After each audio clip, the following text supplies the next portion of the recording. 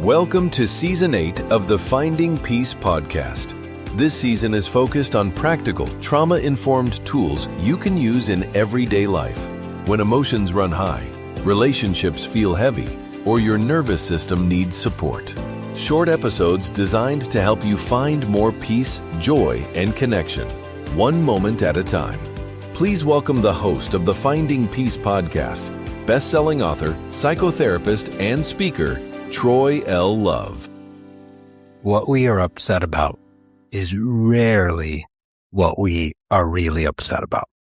The couple was standing in the kitchen. It was late. The kitchen light was too bright. The house was finally quiet. One of them, standing at the kitchen sink, pointed down and said, "I don't understand. It's not that complicated.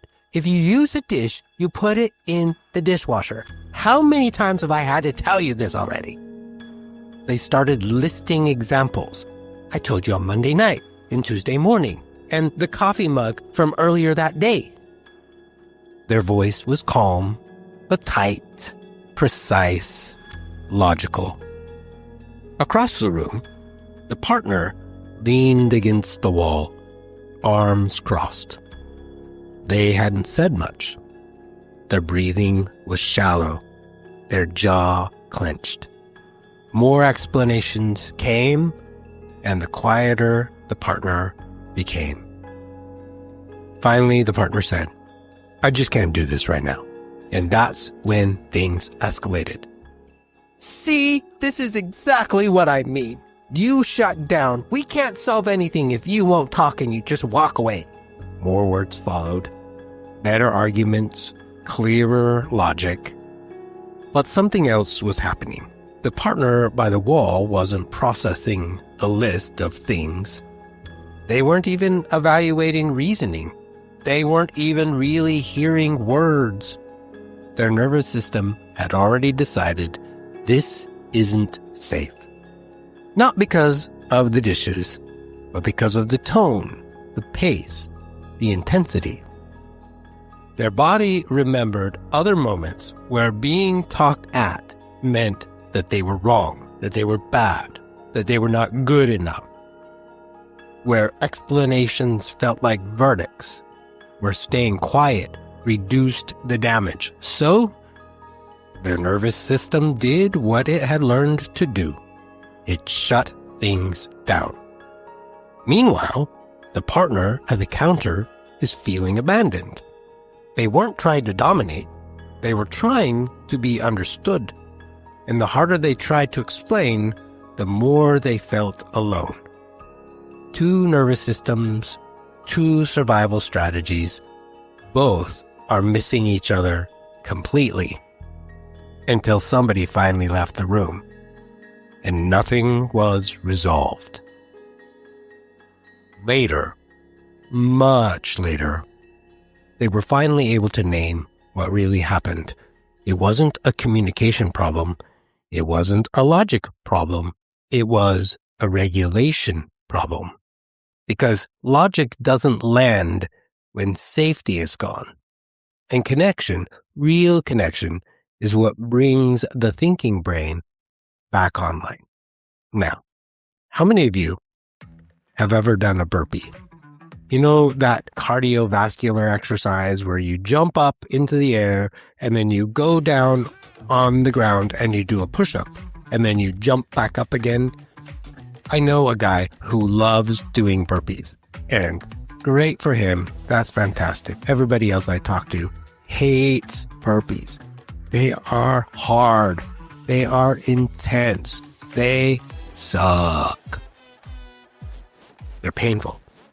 Well, we do burpees in relationships too. B stands for blame. R stands for rescue. P stands for protest. And E stands for escape. BRPE, burpee. So when my wounds are hit, when I feel rejected, when I feel neglected, when I feel abandoned, I might blame. I might point fingers at the other person and say, "You never do this right. How many times have I told you to put the dishes in the dishwasher and you never do it right? I've told you and I've told you and you just don't care. That's an example of blame. Rescue happens when I'm trying to solve your problems for you. I'm trying to give you all of the best solutions in the world because you are having an issue. So the partner comes home and says, I've had a really bad day. My boss was really mean today. And the other partner says, well, you know what you should do? You should just quit. Or you know what you should do? You should do this, or you should do that, or you should do this other thing. And that's rescue. That's one version of rescue where we come up with the most amazing solutions and we want to endow those solutions on the other person without their consent or even their request. The other version of rescue is we just do it ourselves. We just do it. We take care of it. We handle it all ourselves. And when we do that, sometimes we build up resentment towards the other person, or we also expect them to appreciate all the wonderful things we do. But the thing about rescue is we're not actually trying to help the other person. We are trying to regulate our own discomfort.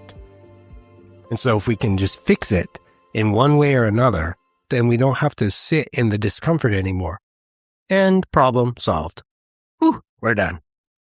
Protest. You've seen a lot of people protesting in the last couple of months, right? They are standing outside, sometimes in below 30-degree weather. All courage and support to you all who are doing that. I have some friends who've been doing that, and I love them for doing that. But protesters, they stand outside with their signs, and they say that whatever is happening isn't okay. This isn't okay. Things need to change. We can't continue operating like this. People need to change. It's a little bit different than blame. What protesting does is oftentimes the person doesn't feel like they have any ability to make change happen. And so the only thing they have left is to use their voice and to raise concern and point out the things that are not going well. But it's this sense of, this isn't right, but I don't know what else to do. I'm doing what I know how to do, and I just want to let you know that this isn't okay. So we do that in relationships where we protest. Like, I've said a million times that I want a clean kitchen. What is wrong? Why can't we do that? I don't know what else I need to do. I've found out that the only way that we get a clean kitchen, or the only way that we get dishes put in the sink, is if I yell. And so I have to yell all the time. That's an example of protest. And nothing against protesting. I love that in the United States, especially, that's a right that we have, a First Amendment right. In relationships, though, it doesn't work very well.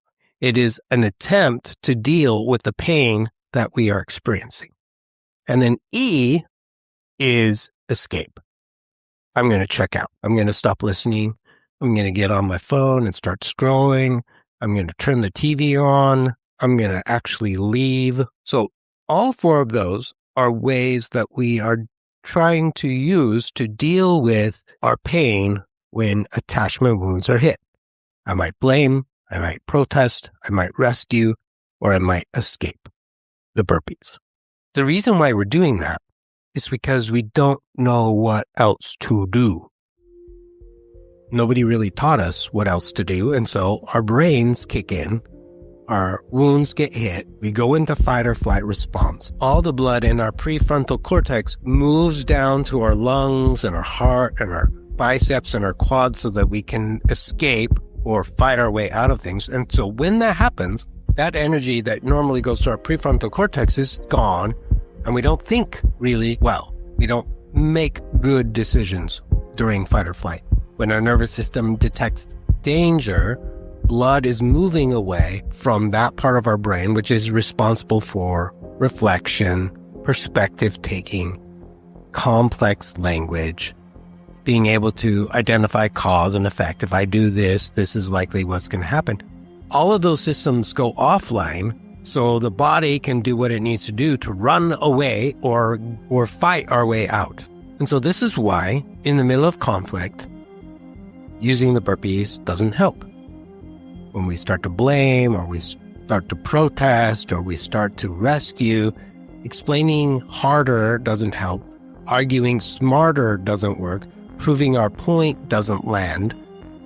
Because we are trying to communicate to somebody whose brain has already started to do the fight or flight thing, and so they're not able to be fully present to what's going on. So they can't speak very well. And likely I'm also in the fight or flight response, and I'm fighting because I am also not feeling safe. And so we're both in the fight or flight response, and then we get trapped in this loop where I blame and then you protest, and then you protest and then I rescue, and then you blame because you don't like my rescuing, and then I finally say, well, I'm out, and I escape, and then that person feels abandoned or neglected.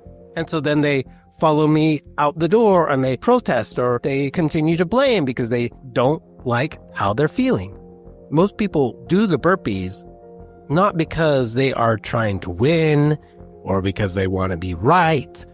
They are doing the burpees because they want to be understood. But when a threat is present, the nervous system hears reasoning as pressure. They hear blame and protesting and rescue as pressure.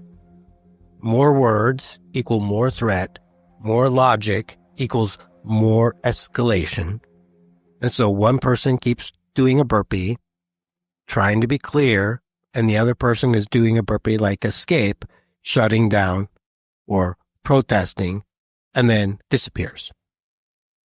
Not because they don't care or they don't love the other person, but because they can't access cognition during fight or flight response. People often ask, well, how in the world do we get out of that? Well, there's two things that need to happen. First, we need to own what's actually going on inside of ourselves. We need to own our emotions and name them. You need to say, hey, I'm feeling angry. I'm feeling upset. I'm worried. I'm scared. This is bumping up against one of my wounds, and the story that I'm telling myself is this.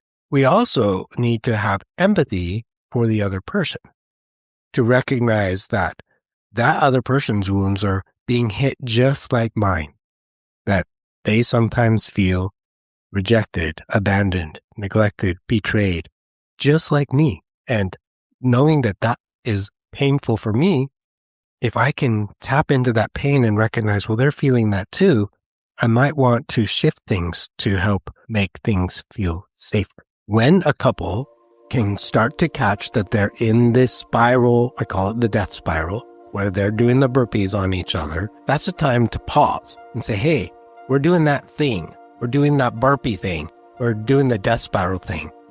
Can we slow this down? And then we can consider some questions such as, do we feel safe enough to talk about this right now? Is our systems, our nervous systems, settled enough where we can hear each other and listen to each other? Part of the way we do that is by slowing down our voice, pausing the conversation, naming our emotions without protesting, maybe even taking a short break as long as you come back to have that discussion later. Regulation isn't avoiding the issue. It's giving us time to be able to get grounded enough for our brain to actually have the conversations that we need to have. And when we do that, we are able to actually have some really deep and meaningful conversations. Logic doesn't restore safety. Safety restores logic. Connection restores cognition. These and more strategies around connection and communication and regulation are taught in the Love Renewed couples course that is usually taught about 3 times a year. If you would like more information on that, you can go to findingpeaceconsulting.com. Until next time, I invite you to choose connection first and then let clarity follow. And as always, I want you to remember that you are enough, you matter, and you are worthy of love and belonging. You've been listening to the Finding Peace podcast. Special thanks to Intrex for providing the theme music for this season and helping set the tone for reflection, grounding, and hope. If this episode supported you, please like, subscribe, and share the Finding Peace podcast. Your support helps these practical, trauma-informed tools reach more people who are seeking peace, clarity, and connection. To explore more resources, workshops, and upcoming events, visit findingpeaceconsulting.com. The Finding Peace podcast is hosted by best-selling author, psychotherapist, and speaker Troy L. Love. Until next time, remember, you are worthy of love and belonging.